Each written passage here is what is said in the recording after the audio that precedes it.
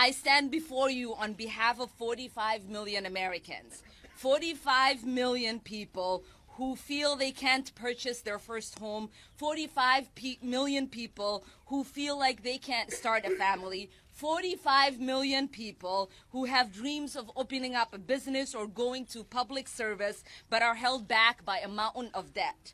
45 million who are wondering if they can retire because of the loans they took out for themselves or on behalf of their children. They are the debt generation. Many of them played by the rules, followed the advice of our parents, our leaders, and got an education. We are told going to college opens a world of opportunity, but far too many, it's accompanied by a world of anxiety, stress, and never-ending debt. We are told by some politicians that this debt is our fault, that if we want to achieve the American dream, we have to lift ourselves up by our bootstraps. Well, we're here today to say student debt is not the result of bad choices or behavior. It is the result of a system that tells students to get an education and go to college in order to have a stable life, but then does not provide the resources to afford that education.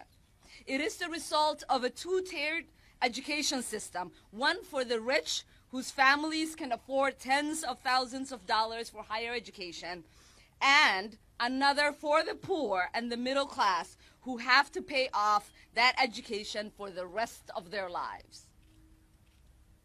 America's collective debt now sits at almost 1.6 trillion.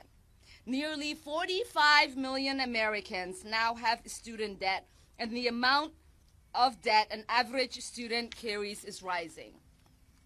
Young adults who graduated college with student debt now have a negative net worth, with median net worth that is less than the $90,000 it was in 2013. And parents are increasingly jeopardizing their retirement to pay off loans they took out on behalf of their kids so they can go to college.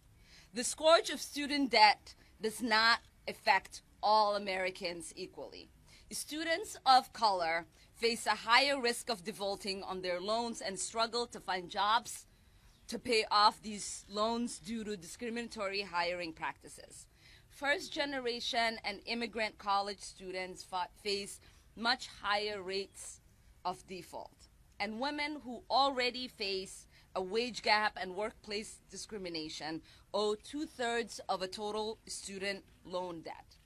That's why when I ran for Congress, I was asked over and over again, why is Washington ignoring this crisis? And what will I do to help fix it? And I promised them that I would do everything in my power to end the scourge of student debt once and for all. And so today I am excited to join my colleagues in keeping that promise. What my bill does is simple as it is revolutionary, as Senator Sanders says. It cancels all of 1.6 trillion student loan debt. No exceptions, no questions asked, full cancellation. Americans will no longer wonder if they can buy a home or start a family or open a business or retire. You might ask, why full cancellation? What about the people who can pay off their student debt? Well, let me say this. The children of Donald Trump aren't asking or taking out student loans. Canceling student debt is a problem of the poor and the middle class, not of the rich. So rather than making exceptions, let's end this crisis entirely once and for all. You might also ask, who will pay for it?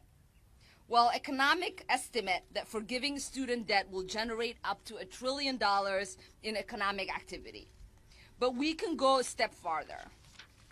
And as I always say, America does not suffer from scarcity. We suffer from greed. So we can ask speculators on Wall Street to pay a small financial transaction tax, which would fully fund student loan forgiveness over 10 years. The American people bailed out Wall Street. It's time for Wall Street to bail out the American people.